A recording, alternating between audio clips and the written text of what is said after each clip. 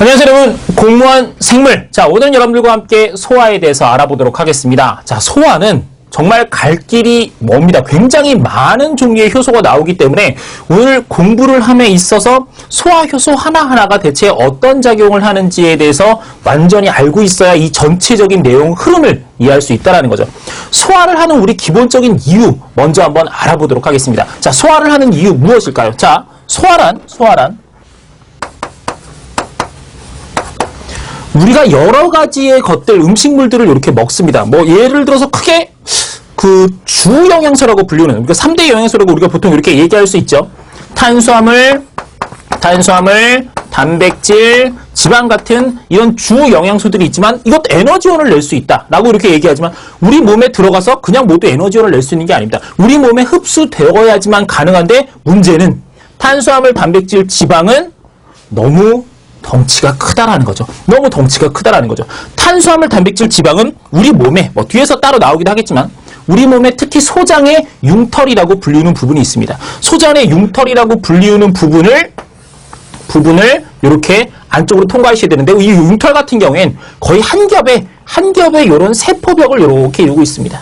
그러다 보니까 덩어리가 큰 그런 영양소들은 통과할 수가 없다라는 거죠. 자, 그러면 이 융털을 통과해서 우리 몸 안으로 들어와야 이걸 영양소로 쓸 수 있는데 그게 불가능하니 이 덩치가 큰 탄수화물, 단백질, 지방을 더욱더 작게 만들어주는 그 모든 과정을 우리가 바로 소화라고 이렇게 얘기를 합니다. 자, 그래서 탄수화물은 우리가 어디까지 이렇게 나눌 수 있냐면 포도당까지라고 이렇게 말씀을 드렸고요. 포도당, 가장 작은 단위입니다. 그 다음에 단백질은 아미노산까지 이렇게 분해를 해야 되겠고요. 아미노산.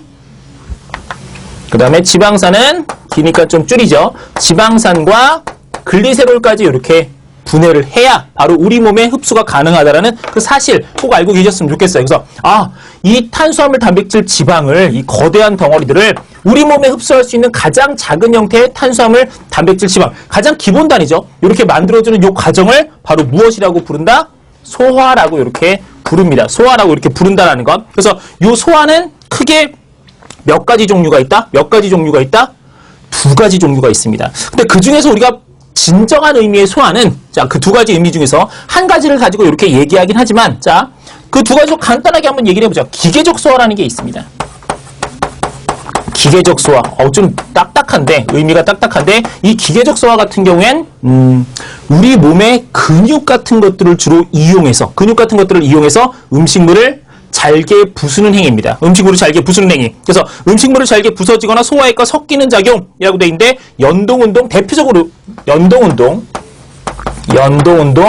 그 다음에 뭐 혼합운동, 이렇게 나와 있죠. 뒤에 이제 그 지방의 유화라고 되어 있는데 그건 이제 지방 소화할 때 따로 더 자세하게 설명을 드리도록 하겠고요. 어쨌든 큰 덩어리를 뭐 근육으로 심지어 우리 이를 사용해서 음식물을 그 잘게 부수는 그 행위도 기계적 소화에 이렇게 들어간다라는 것. 하지만 대표적으로 모든 우리 소화기관 내에서는 연동과 혼합 운동에 의해서 이렇게 기계적 소화가 상당히 많이 일어납니다. 자, 그러면 본격적인 의미의 진정한 의미의 소화는 바로 무엇이냐?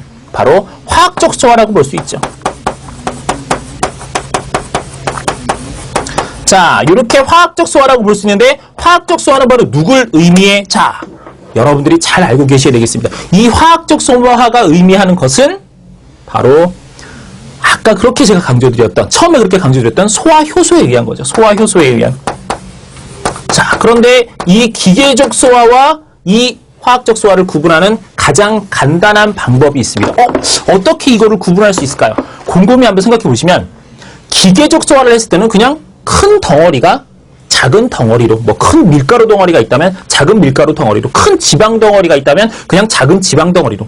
어차피 나누어져도 지방인 겁니다.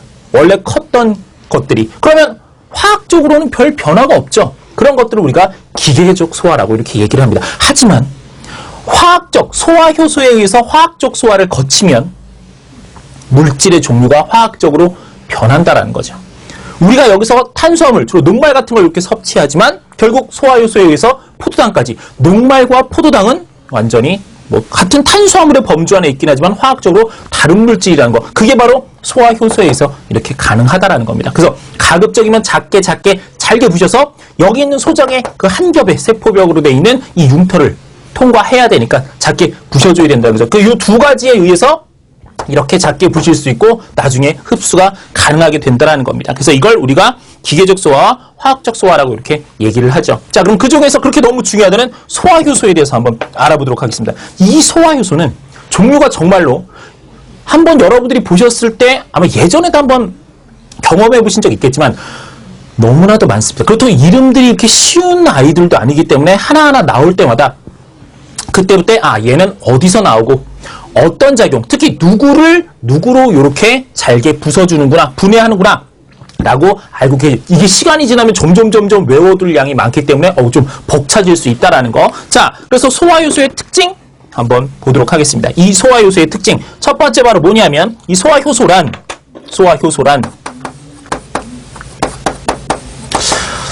아주 중요한 의미가 이렇게 남아있는데 소화효소는 첫 번째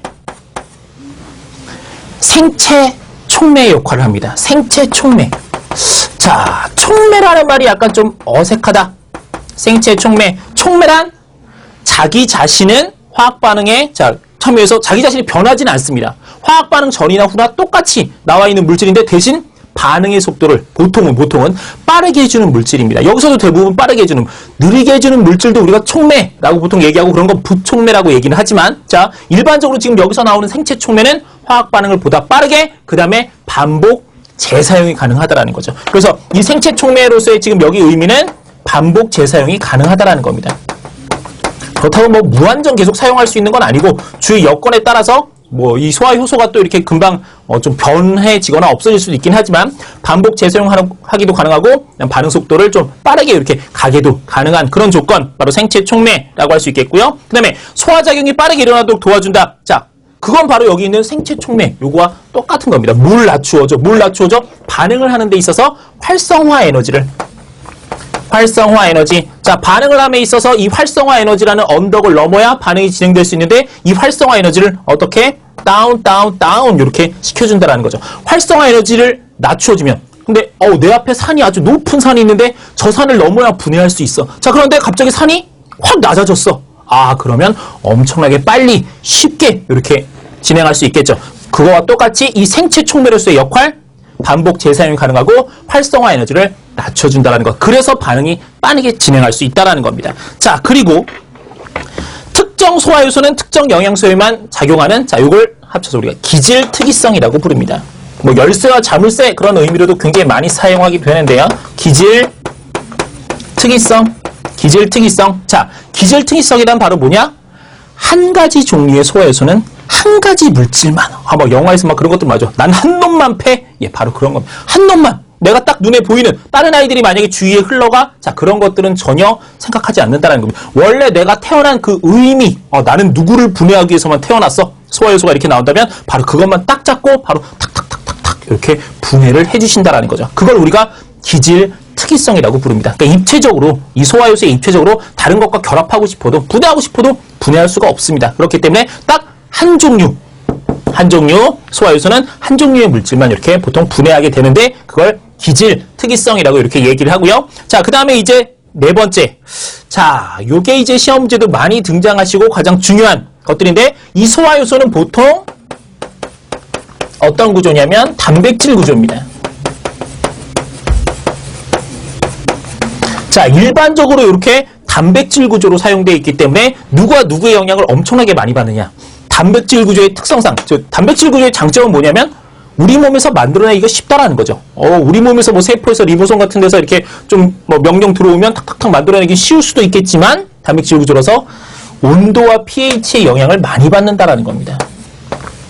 온도와 자, 그 다음에 pH, 산성도죠. 수소이온 농도인데 이거의 영향을 굉장히 많이 받는다는 거죠. 그래서 온도와 pH의 그 영향을 굉장히 많이 고려를 해줘야 됩니다. 그래서 자, 이 소화효소가 어떻게 온도와 pH의 영향을 받는지 계속해서 한번 살펴보도록 하겠지만 굉장히 중요하고 이거는 시험 문제에서도 자주 출제된 적이 있습니다. 그래서 이 소화효소의 온도와 pH 그 어떤 차이점이 있을지, 온도에 따라서 많이 달라지나? 활성화도가, 자, 한번 보도록 하겠습니다. 온도 같은 경우에는 요건 앞으로도 우리가 몇 번 이렇게 좀 볼 날이 이렇게 오긴 하겠지만, 자, 일반적으로 온도, 자, 그 다음 여기는 뭐 활성화 정도, 이렇게 한번 얘기를 해보고, 이 그래프를 유심히 한번 보시면, 쭉, 반응이 쭉쭉쭉쭉쭉쭉쭉쭉쭉쭉쭉쭉쭉쭉 진행되다가, 그냥 온도가 증가하면, 그냥 효소의 활성화도가 계속해서 쩍쩍쩍쩍 엄청나게 진행될 것 같겠지만, 결국은 가다가 확 떨어지는, 서서히 떨어지는 것도 아니고 갑자기 확 떨어지는 그 온도가 존재하십니다. 자, 요때의 온도가 바로 몇 도냐? 요때 온도가, 자, 요건 뭐 책마다 뭐 그런 것들마다 선생님들마다 약간 좀 다르게 설명할 수 있는데 거의 이 부분입니다. 여기서는 지금 요걸 몇 도 정도라고 해놨냐면 30에서 45도, 그러니까 한 35도 정도. 예, 이렇게 온도라고 지금 이렇게 했는데 35도, 40도 때까지 이렇게 효소가 엄청나게 잘 활성이 잘 되다가 35도, 40도가 딱 넘어가면 급격히 떨어지기 시작합니다. 자, 이 이유가 뭐냐면 바로 단백질 구조이기 때문이죠. 자, 단백질 구조는 온도가 이렇게 굉장히 우리 체온 범위 이상을 넘어가기 시작하면 효소가 입체적 구조가 변형되기 시작합니다. 그런데 이 입체 구조가 너무나 중요한데 내가 예를 들어서 이렇게 생긴 어떤 물질을 분해하기 위해서는 이런 소화 효소가 이렇게 필요할 수도 있겠는데 온도가 35도가 점점 넘어가면 이 입체 구조가 이런 식으로 변해버리는 겁니다. 이렇게 변해버리면 그러면 이게 결합할 수가 없죠. 분해할 수가 없죠. 자, 그렇기 때문에 우리가 이걸 안타깝게도 더 이상 효소로서의 작용을 못하게 되는 거죠. 그래서 이렇게 온도가 35도보다 그러니까 우리 체온 범위에서는 기가 막히게 소화효소가 잘 작동을 하는데 체온 범위 이상 한 40도 이렇게 넘어가게 되면 갑자기 활성화도가 이렇게 뚝 떨어진다. 효소로서의 작용이 굉장히 힘들어진다. 그 이유 바로 단백질 구조의 변성이 오기 때문이다. 단백질 구조가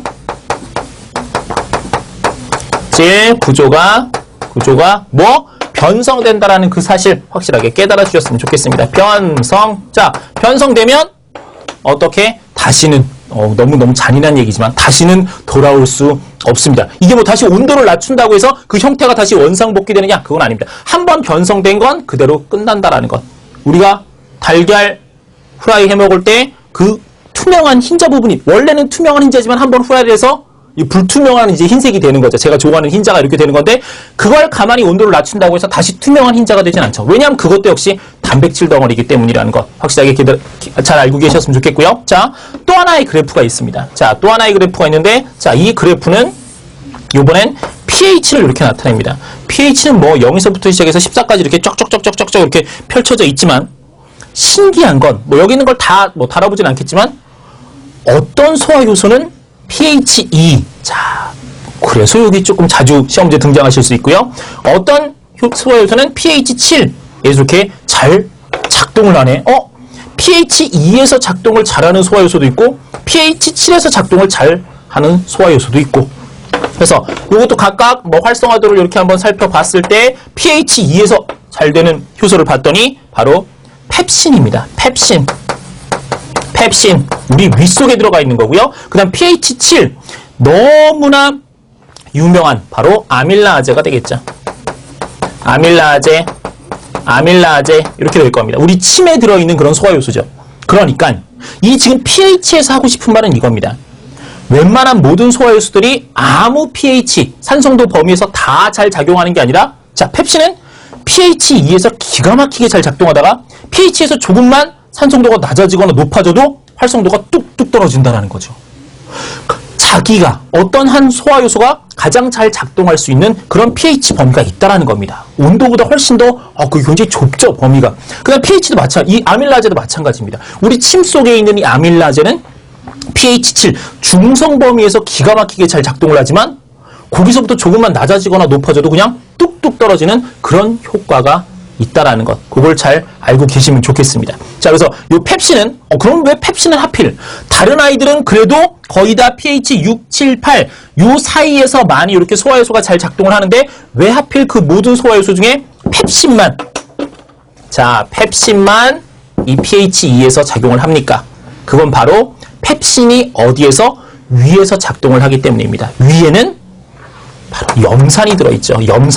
자, 염산이 있는 환경에서 펩신이 작동을 해야 되다 보니까 염산 덕분에 펩신이 변하게 되는 겁니다. 그럼 뒤에서 따라 한번 알아보도록 하겠는데 그 덕분에 펩신이 이렇게 나오기 때문에 염산이 있는 환경 굉장한 산성이죠. 그러다 보니까 pH 2에서 잘 작동하도록 이렇게 디자인돼서 만들어졌다는 거. 얘는 단백질 이렇게 분해 소화 효소가 되겠습니다. 아밀라제는 탄수화물 분해, 특히 녹말을 이렇게 분해하는 소화 효소가 되겠죠. 자, 그럼 본격적으로 이렇게 소화 효소가 좀 복잡하긴 하지만 온도와 pH에 굉장히 영향을 많이 받는다라는 거 알아두시고요. 자, 이제 소화 과정 한번 보도록 하겠습니다.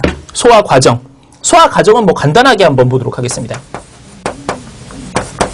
소화 과정 같은 경우에 위에서부터 이제 우리 몸을 스스로 이제 이미지화하면서 내가 음식물을 냠냠냠냠 먹었을 때 이게 어디를 통해서 갈지를 한번 곰곰이 생각해 보시면 되겠습니다. 자, 제일 먼저 어디를 통과할까요? 입을 통과하겠죠. 자, 입을 통과한 것은 꿈틀에서 음식물이 어디로? 식도로 넘어갑니다. 자, 식도로 넘어간 음식물은 그 다음에 위를 통과하게 되고요. 위를 통과하게 되고, 위를 통과한 음식물은 소장과 그 다음에 대장을 이렇게 통과하게 된다라는 것. 그래서 입, 식도, 위, 소장, 대장 이렇게 통과하는 과정에서 여기서 끝나는 게 아니라 이런 소화기관 말고도 또 다른 아이들이 이렇게 중간중간에 끼어들 수도 있습니다.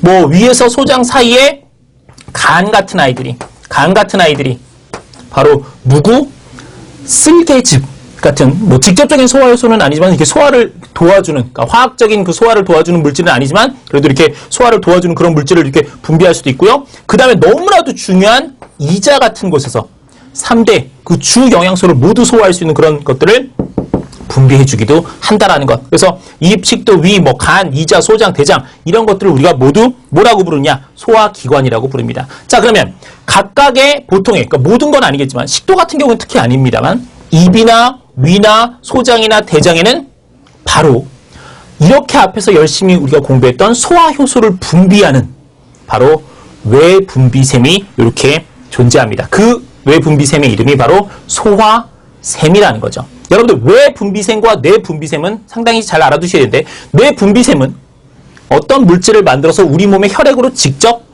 이렇게 내보내는 것입니다. 그런 것들을 내분비샘이라고 부르고, 외분비샘은 이런 소화샘처럼 바로 어떤 것들을 만들어서 이게 분비관이 있죠. 그래서 외부로 이렇게 내놓는 것들. 그래서 이 소화 과정에서는 주로 내분비샘은 주로 호르몬에 관련된 거고, 이런 외분비샘은 바로 소화효소, 이런 소화효소를 내분비하는 바로 외분비하는 외분비샘이 되겠다. 그래서 외분비, 내분비. 하지만 여기서는 주로 외분비, 소화샘은 외분비샘이라는 사실을 알아두셨으면 좋겠어요. 자, 입에서부터 본격적으로 어떤 소화가 일어나는지 한번 살펴보도록 하겠습니다.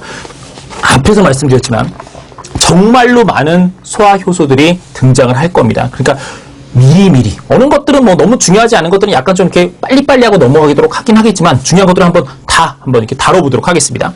첫 번째, 이제 입에서의 소화입니다. 자, 입에서의 소화가 이렇게 먼저 등장을 합니다.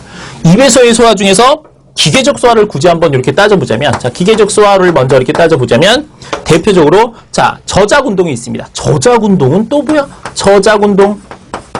자, 저작운동은 우리가 음식물을 아그작, 자, 음식물을 아그작, 자, 씹는다고 그래서 우리가 이걸 기계적 소화라고 얘기를 합니다. 음식물을 아그작. 자, 그러면 음식물을 잘게, 앞니는 자르고, 송곳니는 찢고, 어금니는 으깨는, 자, 그걸 바로 저작운동이라고 부르고요. 하지만 중요한 건 역시 그렇죠, 화학적 소화죠. 자, 입에서 일어나는 화학적 소화는 녹말을, 자, 누가 분해해 주십니다. 자, 바로 그 분해의 주인공, 너무나 중요하니까 꼭 알고 계세요. 아밀라제죠. 아밀라제가 바로 녹말에 작용하면 침에서 나옵니다. 침, 우리 뭐 턱밑샘, 혀밑샘 그런 등등의 침샘에서, 침 속에서 이렇게 아밀라제가 분비돼 나오는데, 자, 그럼 바로 누가 나오냐면 엿당과 플러스 덱스트린 이렇게 등장하신다라는 것. 그러니까 덱스트린 같은 경우에는, 그러니까 이 녹말, 거대한 포도당 덩어리죠. 거대한 포도당 덩어리를 여기 있는 아밀라제가 두 개씩 탁 이렇게 쪼개는데, 그러다가 보면 좀 이렇게 더 분해하지 못하는 좀 더 큰 덩어리의 것들이 있습니다. 그런 것들을 우리가 덱스트린이라고 부르고, 자, 이 녹말은 엄청나게 많이 연결된 포도당 덩어리입니다. 포도당 덩어리. 포포포포 이런 식으로 연결된 아이들이라고 이렇게 생각하시면 되겠고, 자, 점점점. 그런데 이걸 자, 2개 단위로 이렇게 끊어놓으면, 2개 단위로 끊어놓으면 이걸 엿당이라고 이렇게 얘기한다는 것. 하지만 다당류고 이당류지만 엿당까지 분해했다고 해서 우리 몸 소장의 융토를 통과할 수 있는 건 아닙니다. 우리 몸에 흡수될 수 있는 건 아니죠. 자, 그러면 이 엿당은 한 번 더 과정을 거쳐야 된다는 것. 그건 나중에 이제 소장에서 여러분들이 기대하시면 좋겠고요. 자, 입에서는 기계적 소화는 저작운동, 화학적 소화는 아밀라제가 나온다는 것. 그래서 누구를? 녹말을 엿당과 덱스트린으로 이렇게 분해해 주는구나. 그래서 확실하게 하나만 나오는 게 그나마 좀 다행이죠. 그러면 입을 지나가서 어디? 식도를 통해서 연동운동을 통해서 이제 위로 이렇게 꾸물꾸물 움직이게 됩니다. 자, 그럼 위에서의 소화는 입보다는 조금 더 복잡합니다. 그럼 위에서 일어나는 기계적 소화를 이렇게 한번 보시면 위는 뭐 근육덩어리죠. 위는 그 자체가 근육덩어리인데 연동운동. 자, 연동운동. 꿈틀꿈틀 움직이는 연동운동에 의해서 음식물을 소장으로 운반해 줍니다. 그러니까 소장의 첫 번째로 우리가 12지장, 그러니까 소장의 처음 부분, 위와 연결되는 그 부분을 12지, 손가락 12마디, 12지장 이렇게 얘기를 하는데 그쪽으로 이렇게 움직여주는 역할을 하는 거죠. 기계적 소화를 통해서. 하지만 역시 중요한 건 누구? 화학적 소화가 너무나도 이렇게 중요하다는 것. 위에서는 누구를 먼저 이제 드디어 소화를 하냐면 단백질을 소화합니다. 아까 우리 입을 통해서 단백질도 들어가고 여기 있는 녹말, 탄수화물도 들어가고 지방도 들어가고 다 들어가겠지만 자, 소화효소라는 건 기질 특이성을 가지고 있습니다. 한 가지 소화효소는 한 가지 물질만 분해한다라는 거죠. 그러니까 녹말은 아밀라제에 의해서 이렇게 분해가 되겠지만 다른 누구? 단백질이나 지방 같은 건 그냥 패스, 통과라는 겁니다. 그럼 그 패스되던 단백질과 지방 중에서 드디어 위에서 단백질을 잡아낸다라는 거죠. 그래서 화학적 소화에서 얘네들을 잡아내는 겁니다. 자, 어떤 소화효소가 이렇게 분비되는지를 좀 생각을 해주시면, 자, 펩시노겐이라는 물질이 있습니다. 누구를? 단백질을. 자, 단백질을 자, 분해를 하는데 이 과정이 약간 조금 이렇게 복잡할 수 있는데, 일단 이 위샘에서 소화샘이죠. 외 분비샘입니다. 여기서 지금 나오는 물질은 펩시노겐이라는 물질입니다. 펩시노겐이라는 물질. 그런데 이 펩시노겐이라는 물질이 변신을 합니다. 자, 뭘로 변신을 하냐? 펩시노겐이 펩신으로 이렇게 변신을 하는 거죠. 우리가 이 과정을 활성화라고 얘기하는데, 자, 펩시노겐을 펩신으로 변신시켜주는 그 정체는 바로 누구? 위에서 나오는 바로 아까 우리가 기억나실런지 모르겠지만 이 특히 펩신은 어디에서 많이 작동을 한다? pH 2에서 작동을 한다. 바로 염산에 의해서 이게 가능하다라는 것. 그래서 펩시노겐은 자, 펩신의 바로 전 단계입니다. 하지만 단백질을 소화할 수 있는 그런 능력을 가지고 있진 않죠. 그런데 염산에 의해서 변신하면 펩신으로 변해서 활성화가 되는데 드디어 이 펩신은 단백질을 분해할 수 있게 되는 거죠. 그래서 단백질을 보다 더 작은 이렇게 폴리펩티드 이렇게 분해를 한다라는 거. 하지만 여기서 펩신이 위로 들어온 모든 단백질을 다 분해하는 건 아닙니다. 단백질 종류도 상당히 많기 때문에. 그래서 커다란 단백질 덩어리를 폴리펩티드. 자, 폴리펩티드라는 건 펩티드. 우리 단백질의 기본 구조죠. NHCO라고 불리는 요런 펩티드 결합이라고 불리는 펩타이드 결합이라고 불리는 펩티드 결합이라고 불리는 요 단백질의 기본 구조가 폴리곤 굉장히 많다라는 그런 뜻인데 정말로 이렇게 많이 들어있죠. 아직까지는 이렇게 펩신에 의해서 부수긴 부쉈는데 우리 몸에 또 흡수할 수 있을 정도의 크기는 아니다. 아직도 좀 여정이 길다. 그래서 이렇게 알아두시면 좋겠고, 어쨌든 단백질이라는 커다란 덩어리를 이렇게 조금 더 작게 이렇게 분해할 수 있겠구나. 위에서 누구를? 단백질을 이렇게 분해냈습니다. 자, 그런데 위에 음식물이 들어가면 어떻게 펩시노겐이라는 것들이, 어떻게 염산이라는 것들이 바로 위샘에서 분비될 수 있었느냐? 그건 바로 가스틴이란 이런 호르몬 때문이죠.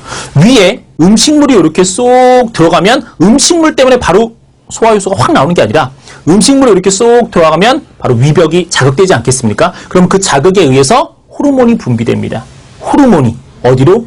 혈관으로. 그러면 가스트리아는 호르몬이 온몸을 타고 돌다가 다시 또 약간 좀 아니 왜 이러는 거야? 그냥 한 방에 나오면 안 돼? 라고 하시겠지만 다시 뺑글뺑글 돌다가 위에 다시 들어가게 되면 이렇게 위샘에서 염산과 펩시노겐 같은 물질들이 동시에 분비가 된다는 거죠. 그래서 덕분에 펩시노겐이 펩신으로 변하면서 이렇게 단백질을 폴리페피드로 변하게 할 수 있다는 그 사실 확실하게 잘 알아두시면 좋겠어요. 그래서 어쨌든 더욱더 작게 뭐 했다라는 것?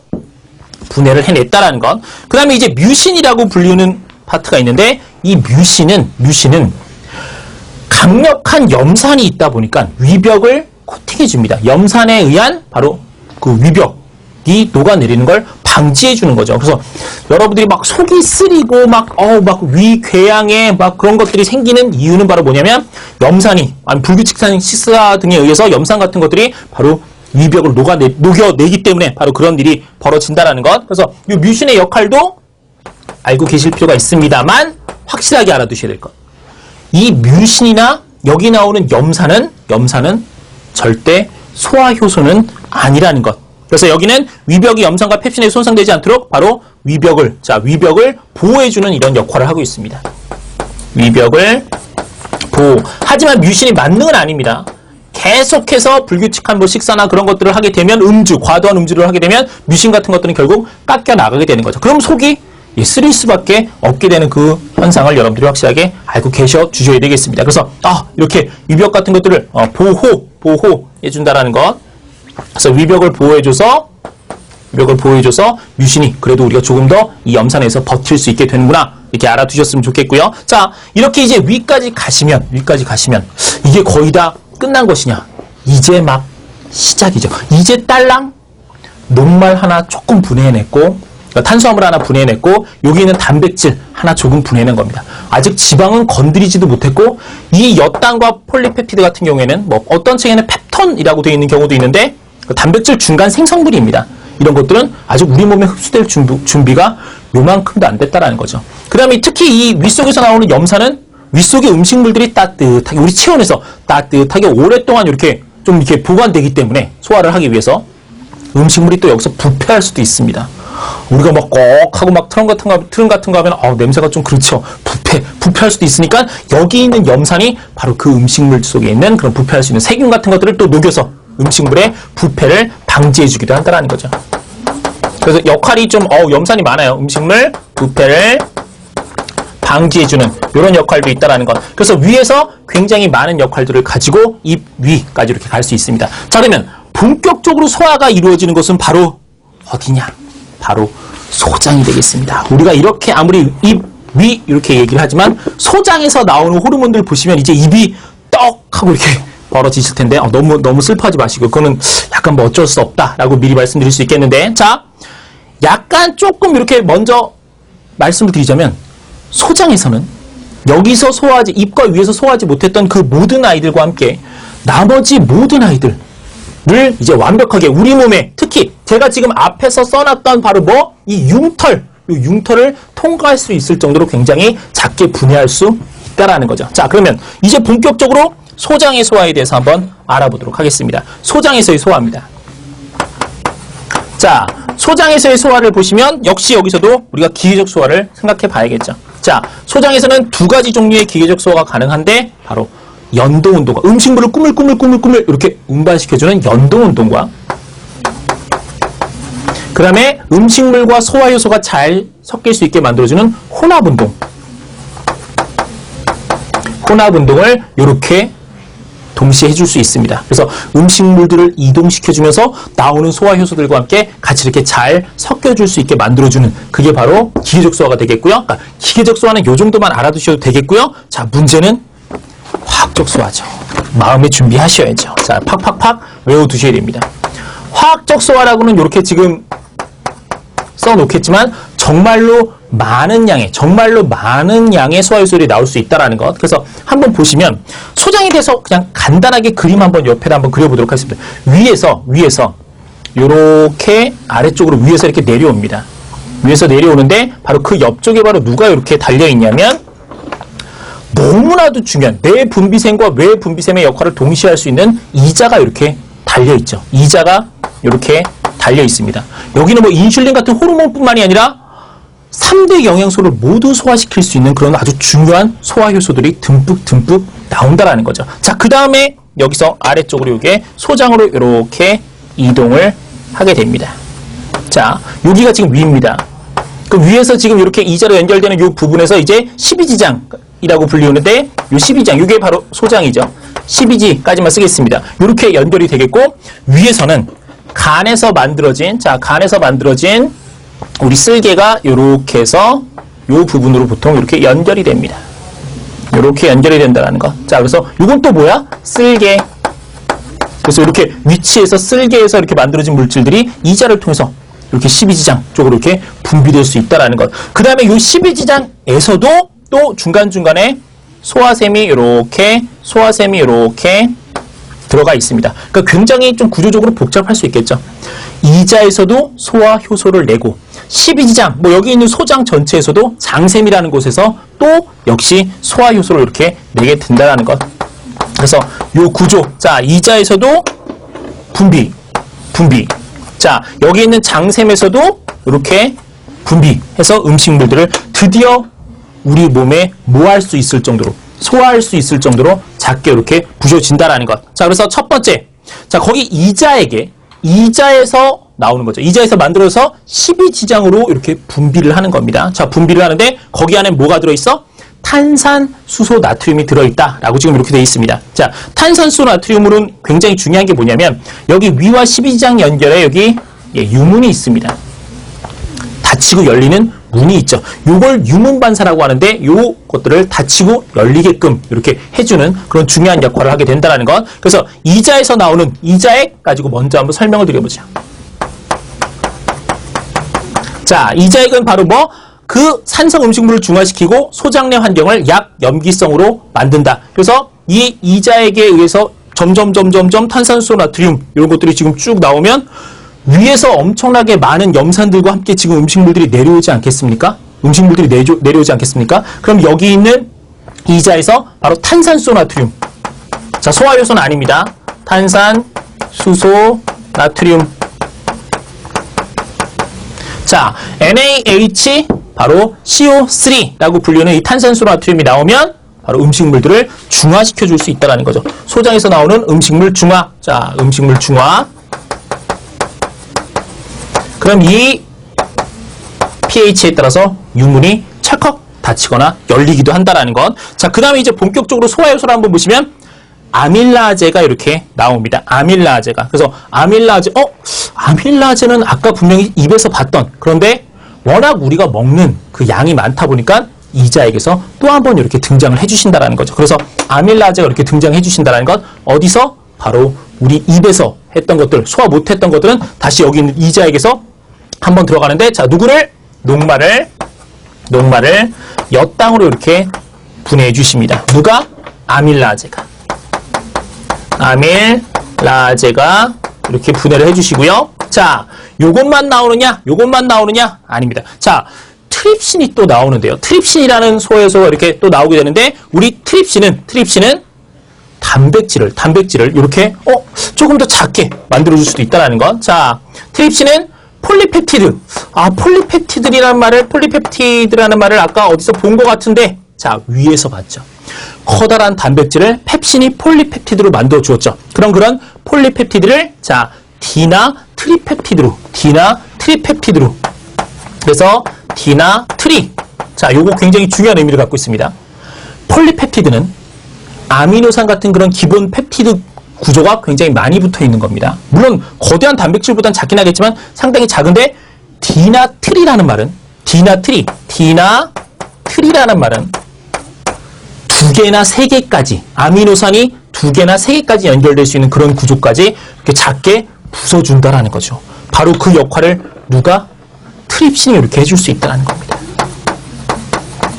트립신이 이렇게 해줄 수 있다는 겁니다. 거기 지금 보시면 뭐 트립신, 뭐 키모트립신이라고 되어 있지만, 그러니까 키모트립신 같은 것들이 바로 뭘로? 이렇게 트립신으로 이렇게, 트립신 노겐 같은 것들이 트립신으로 이렇게 변할 수 있다는 것. 그러니까 트립신 말고 앞에 트립시노겐이라고 붙은 게 있습니다.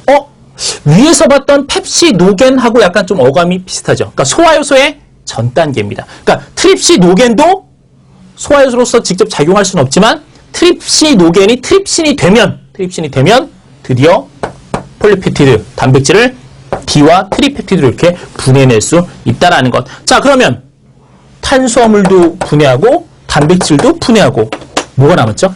지방이 나왔죠. 드디어 지방을 한 방에 분해할 수 있는 것들이 나옵니다. 자, 굉장히 탄수화물과 단백질은 좀 복잡한 과정을 통해서 이렇게 다단계로 분해하는데 지방은 그런 거 없습니다. 한 방에 분해가 가능합니다. 자, 지방은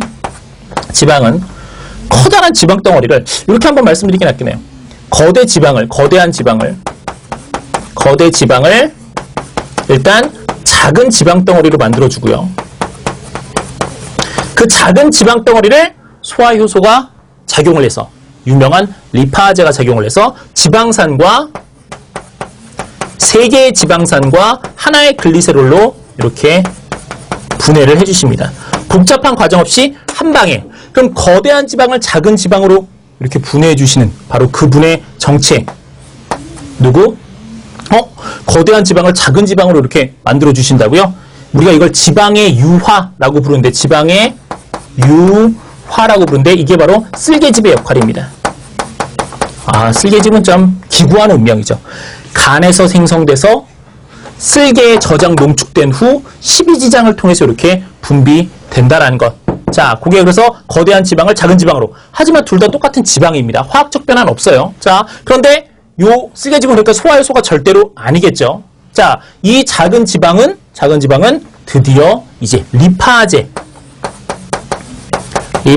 의해서 이렇게 지방산과 글리세롤까지 이렇게 한 방에 분해될 수 있다라는 것. 그래서 3개의 지방산과 하나의 글리세롤로 이렇게 분해돼서 나와 주신다라는 겁니다. 그래서 이렇게 한 방에 이자로 분해돼서 나올 수 있겠구나. 자, 그러면 여기서 끝나면 좀 문제가 있겠죠. 왜냐하면 지방은 지방산과 글리세롤 드디어 이렇게 분해하면 소장의 융통으로 쏙 들어올 수 있지만 얘는 엿당 아직도 분해를 못했고 D나 트리도 아직 2개, 3개면 분해를 못했고 그래서 마지막으로 이제 누가 나오시냐? 장액이라고 불려요. 소장에서도 이자액이 아닌 바로 장액이라고 불리우는 파트가 있습니다. 자, 장액은 바로 어디서 나오는 거야? 여기 있는 장샘에서 분비되는 거죠. 이자에서 분비되는 소화효소는 이자액. 요 소장 곳곳에 있는 장샘에서 분비되는 것은 장액이라고 이렇게 얘기할 수 있겠습니다. 자, 그러면 거기에 있는 장액. 너무 많죠. 드디어 여기서 D펩티드와 트리펩티드를. 자, D와 트리펩티드를 좀 더 크게 써볼까요? 자, D나 트리펩티드를 우리 몸에 소화할 수 있을 정도의 가장 작은 크기인 아미노산으로 분해해주는 분이 나오십니다. 그 분해 정체는 이름이 근데 상당히 비슷해. 펩티다제라는 거죠. 펩티다제가 이렇게 나올 수 있다는 거. 그래서 D와 트리를 2개, 3개 연결되어 있는 걸 드디어 하나씩 탁탁탁 끊어서 우리 몸에 흡수될 수 있는 가장 작은 단백질 구성 단계인 아미노산을 이렇게 분해할 수 있겠고요. 그 다음에 엿당이 있습니다. 아까 여기서 녹말 아밀라제가 다 분해하지 못했죠. 그러면 그 엿당을 드디어 우리 몸에 완벽하게 소화할 수 있는 가장 작은 단계인 포도당까지 이렇게 분해할 수 있다. 누가? 여기서 있는 말타아제가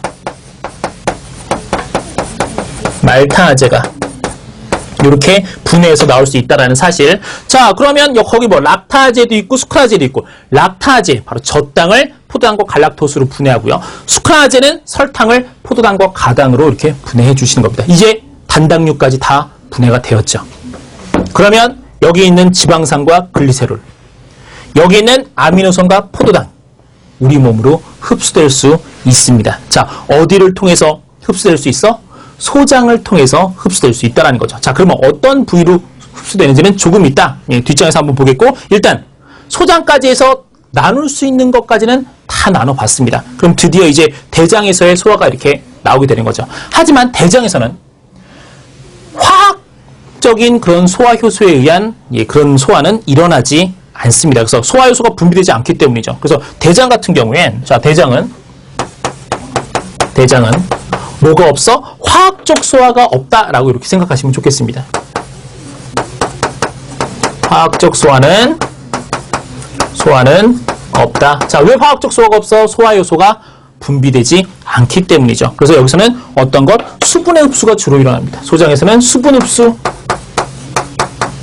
수분을 많이 흡수하면 우리 음가가 굉장히 딱딱해지고, 수분을 덜 흡수하면 질퍽질퍽해지면서 설사를 할 수 있겠죠. 그게 바로 대장 덕분이라는 거. 그 다음에 수분이 빠진 음식물의 찌꺼기가 대변이며, 이것이 직장의 연동운동. 그러니까 기적소화는 계속 하겠죠. 우리 항문까지 밀어내야 되니까. 그리고 가끔가다 대장균에 의한 섬유소 분해도 가능합니다. 근데 이 섬유소 분해는 소화효소에 의한 건 아니라는 거. 섬유소 분해는 누가? 대장에서 살고 계시는 대장균에 의해서 이렇게 가능하다라는 사실. 자, 그럼 소화액 분비의 조절 보시면 자율신경에 의한 소화액 분비 조절이라고 이렇게 되어 있습니다. 자, 부교감과 교감이 있는데, 일반적으로, 자, 부교감, 우리 신경계 같은 것들을 뒤에서 이게 다루게 되면, 부교감 같은 경우에는 우리 몸의 어떤 그 조건, 컨디션을 약간 좀 이렇게 다운시키는, 약간 좀 느릿느릿하게 만들어주는 것들입니다. 심장박동을 천천히, 그 다음에 뭐 침분비도 억제하고, 소화효소 분비도 억제하는, 그래서 이 소화액 분비를 억제하는 그런 아이들이고요. 교감 같은 경우에는 거꾸로 얘기했네요. 자, 여기 써놓고 얘기하는 게 더 낫겠습니다. 말로 하려니까 약간 좀 헷갈리는데. 자, 이 자율신경계라고 불리는, 자율신경계. 자, 크게 두 가지가 있습니다. 교감신경과 부교감신경이 있죠. 자, 교감신경 같은 경우에는 우리가 보통 신경계 할 때 보통 설명을 더 많이 드리긴 하겠지만, 흥분할 때 많이 생깁니다. 막 이렇게 기를 이렇게 쓱 가는데 갑자기 깡패를 딱 만났어. 깜짝이야. 하고 이렇게 깜짝 놀랐을 때 막 침분비가 꿀꺽꿀꺽 막 입이 마르죠. 소화 안 되죠. 막 더부룩하고 막 얹힐 것 같지. 그럴 때 바로 교감. 막 심장박동이 엄청나게 빨라집니다. 흥분하게 됩니다. 근데 그거에서 부교감 뭐냐면, 깡패를 딱 만났는데 그 깡패가 날 그냥 놔줬어. 그럼 이제 마음의 안도감이 생기겠죠. 마음의 안도감. 그래서 심장박동은 다시 느려지고 이제 소화가 잘 되는 거야. 자, 그래서 여기 있는 교감은 바로 소화액 분비를 억제하고 소화가 안 됩니다. 깡패 만나면 그냥 턱 얹혀요. 그런데 부교감은 소화액 분비를 촉진한다는 거죠. 촉진. 그래서 교감과 부교감 크게 이렇게 여러분들이 알아두시면 좋겠고, 나중에 이건 자율신경계는 신경계 할 때 따로 이렇게 다룰 일이 있기 때문에 확실하게 그때 가서 더 얘기하도록 하겠고, 지금 그냥 요 정도만 알아두셔도 뭐 큰 문제는 없습니다. 그래서 우리가 소화를 잘 하게 되려면 교감신경이 흥분하는 것보다는 부교감신경이 흥분하는 게 훨씬 더 좋겠죠. 그래야 침도 많이 나오고 소화액도 분비가 촉진되면서 많아지면서 훨씬 더 소화가 이렇게 잘 될 수 있다라는 것. 자, 그다음에 호르몬에 의한 소화액 분비 조절이 있습니다. 아까 위액은 누구에 의해서 가능하다? 가스트린이라고 말씀을 드렸죠. 자, 그리고 이자액 분비 조치는 세크레틴이 있습니다. 자, 음식물이 12지장으로 이렇게 쏙 내려와서 산성이 되면 세크레틴이 또 이렇게 분비됩니다. 어디로? 혈액으로. 이거 호르몬입니다. 그러면 항상 호르몬은 혈액으로 분비되는데, 호르몬을 쭉 타고 피를 타고 이렇게 쭉 가다가 여기서 이제 이자액의 분비를 촉진하게 된다는 거죠. 콜레시스토키닌도 마찬가지고요. 쓸개즙 분비 촉진도 세크레틴, 콜레시토키닌, 역시 지방 음식물이 들어와서 자극을 하면 이런 게 가능하게 되겠다는 것. 장액의 분비 촉진은 여기서 또 세크레틴에 의해서 이렇게 일어나게 된다는 것. 그래서 기본적으로 요 세크레틴, 콜레시스토키닌 이런 것들에 의해서 이자액과 쓸개즙 분비 촉진된다라는 것 확실하게 알아두시고, 이 두 호르몬의 이름은 확실하게 알고 계셨으면 좋겠습니다. 이름 뭐? 세크레틴. 그 다음에 콜레시스토키닌. 이 두 개의 역할 확실하게 알아두시면 좋겠고, 자, 얘네들은 뭐라는 거? 호르몬이라는 사실을 절대로 잊으셔서는 안 됩니다. 어디 소화효소처럼 소화샘, 혈관에서 이렇게 분비되는 뭐 장샘이나 뭐 이자에서 그렇게 분비되는 것들이 아니라는 거. 이것들은 혈액으로 분비되는 겁니다. 그래서 다시 돌아서 그 해당 장기에 오게 되면 소화 효소를 분비를 촉진하게 되는 거죠. 특히 세크레틴은 바로 누구의 거기 있는 이자액과 쓸개즙, 장액 이런 것들 거의 모든 것들을 다 이렇게 담당하고 있죠. 이런 것들의 분비를 촉진하게 된다는 것. 콜레시토키닌 같은 경우에도 바로 이자액과 쓸개즙 같은 그런 것들의 분비를 촉진하게 할 수 있다는 것. 확실하게 알아두시면 좋겠어요. 그래서 이런 신경계와 호르몬의 작용. 그러니까 여기서 지금 얘기하고 싶은 건 바로 뭐냐면 신경계와 호르몬의 작용에 의해서 우리 몸의 소화가 일어나는구나. 이걸 지금 여기서 강조하고 싶었던 겁니다. 그래서 확실하게 좀 잘 알아두시면 좋겠고요. 자, 뒷장으로 이제 넘어가시게 되면 영양소의 흡수와 이동에 대해서 이렇게 지금 나와 있습니다. 우리가 앞에서 열심히 지방산과 글리세롤, 그 다음에 아미노산과 포도당까지 음식물을 분해냈습니다. 잘게 분해냈죠. 그럼 이제 우리 몸에 이걸 흡수를 해야 되지 않겠습니까? 바로 어디로 흡수해? 소장으로 흡수를 하게 되는 겁니다. 소장에 정말로 많은 표면에 털이 있습니다. 여러분들 수건 같은 거 이렇게 세수 같은 거 하고 닦는 수건 그 표면처럼 오돌도돌하게 되어 있습니다. 굉장히 많은 표면적을 이렇게 가지고 있게 된다는 거죠. 자, 그러면 어떻게 흡수를 하게 되는지 그 흡수 구조 한번 보도록 하겠는데, 우리 소장 같은 경우엔 소장의 융토를 한번 보시면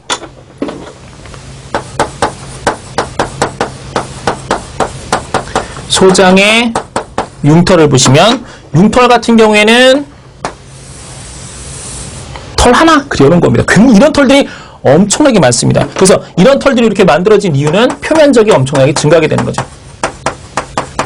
자, 표면적이 증가하니까 뭐 우리 몸의 페포나 이런 것들처럼 굉장히 효율을 높일 수 있다라는 것. 그러면 요 지금 융털을 한번 보시면 안쪽에 기다랗게 생긴 림프가 흐르는 암주관이라는 게 있습니다. 암주관이 지금 이렇게 있겠고, 자, 암주관이 있겠고,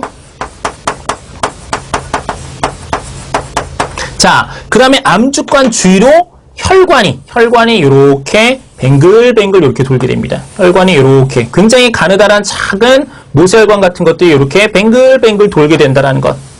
이렇게 감싸고 있습니다. 그래서 이거는 모세혈관이 되겠다.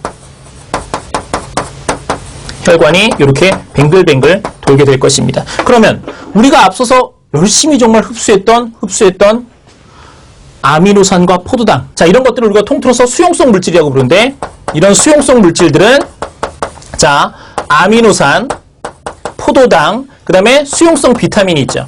수용성 비타민 B1, B2, C 같은 것들이 있겠고, 그 다음에 암주관은 바로 뭐냐면 지용성 물질입니다. 지용성 물질은 자, 아까 옆에서 그 지방을 바로 리파제가 바로 분해해서 만들었던 지방산과 글리세롤, 그 다음에 지용성 비타민 같은 것들이 이렇게 있습니다. 그러니까 즉 소장까지 들어온 지방산과 글리세롤, 지용성 비타민은 자, 융털 안으로 이렇게 쏙 들어가긴 하는데 암주관으로 흡수돼서 림프를 통해서 이렇게 이동하게 되는 거고, 림프관을 통해서 이동하게 되는 거고, 자, 여기 있는 수용성 물질들, 그러니까 물에 잘 녹는 것들이죠. 자, 아미노산과 포도당과 수용성 비타민, 뭐 무기염류 이런 것들은 바로 물에 싹 녹아서 모세혈관으로 녹아 들어가서 혈관을 따라 이동하시게 된다라는 것. 그래서 어디가 자, 암주관으로 이동할 것인지, 어디가 모세혈관으로 이동하게 될 것인지는 감을 좀 잡아주셔야 되겠어요. 자, 그래서 핵심은 이겁니다. 암주관으로 간 아이들은 자, 거기 보시면 림프관, 가슴관, 쇄골화 정맥을 통해서 심장으로 갑니다. 자, 하고 싶은 말은 이겁니다. 여러 가지 관들을 통과한다고 돼 있지만 결국은 핵심은 다이렉트로 심장으로 간다라는 게 핵심이고, 자, 그런데 그거에 비해서 수용성 물질들은 거치는 곳이 있습니다. 심장 가기 전에, 우리 몸으로 펌프질해서 온몸으로 가기 전에 거치는 곳이 있죠. 바로 간을 거쳐주신다라는 겁니다. 간문맥을 통해서 간에 가서 뭐 이제 혈당량 조절 같은 것도 하고, 그 다음에 이제 심장으로 가서 온몸으로 뿜어져 나간다는 거죠. 그래서 이 안쪽으로 모세혈관으로 들어간 건 간문맥, 간정맥, 심장, 그래서 온몸으로 펌프질. 자, 이 암주관으로 들어간 아이는, 암주관은 일종의 림프관의 굉장히 작은, 그러니까 뭐 가장 작은 모세혈관 같은 그런 개념이라고 보시면 되겠는데, 바로 림프관을 통해서 가슴관을 통해서 쇄골 하정맥을 통해서, 쇄골 아래쪽에 있는 쇄골 하정맥을 통해서 바로 심장으로 들어갑니다. 그 다음엔 이제 이것들이 펌프질을 통해서 어디로? 온몸으로 이렇게 쫙쫙 뿜어져 나가시게 된다라는 것 감 잡아주시면 좋겠어요. 자, 그럼 이것들의 흡수 원리 바로 뭐야? 확산과, 자, 이것들이 음식물들이 이렇게 쏙쏙 안쪽으로 들어가는데 확산과 능동수송에 의해서 가능하다는 거죠. 확산은 분자 운동에 의해서 저절로 일어나는 현상입니다. 고농도에서 저농도로 저절로 물질들이 퍼져나가는 거죠. 그거에 비해서 능동수송은 바로 에너지를 써가면서 농도가 작은 쪽에서 높은 곳으로, 낮은 곳에서 높은 곳이면 원래 이동할 수 없지 않겠습니까? 그런데도 불구하고 에너지를 소모해가면서 빼오는 것, 그것들을 우리가 능동수송이라고 이렇게 얘기할 수 있죠. 자, 그 다음에 이제 간 나옵니다. 자, 간에 대해서는 중간중간에 계속해서 설명을 드린 적이 있습니다. 그래서 간단하게 한번 정리를 한번 해보면, 자, 영양소 저장,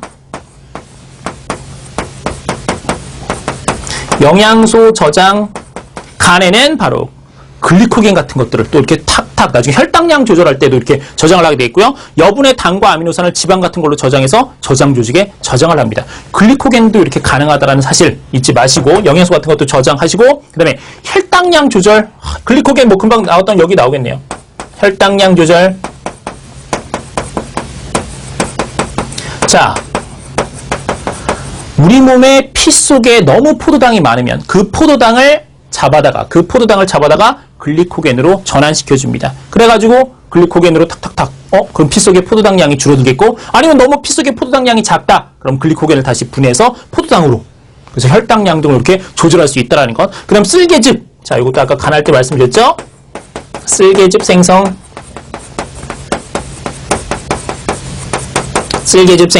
그 다음에 요소의 합성. 자, 우리 몸의 단백질 분해 결과 필수적으로밖에 나올 수 없는 독성 물질 암모니아를 바로 독성이 더 약한 요소로 이렇게 막 만들어 주십니다. 요소의 합성. 하지만 요소도 우리 몸에 있어서는 안 될 물질이기 때문에 배설 기관을 통해서 밖으로 빠져나가죠. 그 다음에 해독작용과 체온 조절. 와, 이거 쓸 말이 엄청나게 많네요. 자, 해독작용과 그 다음에 우리가 써줘야 될 건 바로 체온 조절. 체온 조절은 우리 몸의 대부분에서 일어나긴 하지만 간에서 특히 체내 발열량의 20%나 이렇게 해당된다는 것. 그 다음에 혈액 응고에 관련되는 프로트롬빈을 생성합니다. 이거는 혈액 응고할 때 따로 보시게 될 테니까 이름만 한번 알아두시면 좋겠고요. 프로트롬빈 생성.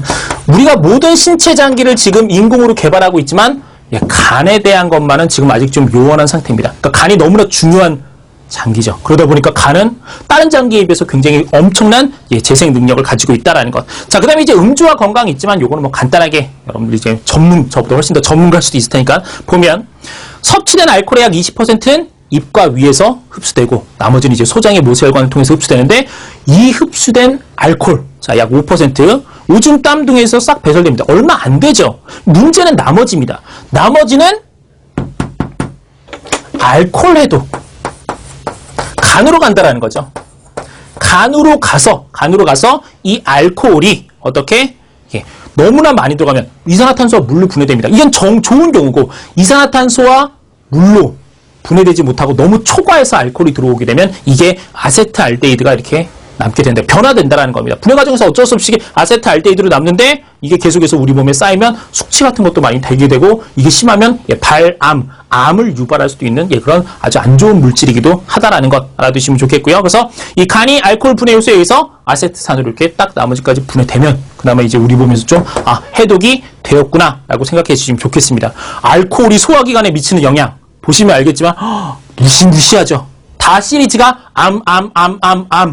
이라는 사실. 그러니까 너무 심한 알코올의 섭취는 안 드시는 게 가장 좋긴 하겠지만 좀 이렇게 자제해 주셨으면 좋겠다라는 것. 자, 오늘 소화 엄청나게 긴 시간 동안 지금 달려왔습니다. 할 말이 너무나 많았죠. 그리고 상상도 못할 소화 효소들이 등장했습니다. 다 칠판에 쓰지도 못했던 그런 것들이 내 머릿속에서 우리 머릿속에 다 들어갈 수 있어야 되니까 꼭 복습해 주셨으면 좋겠습니다. 수고하셨습니다.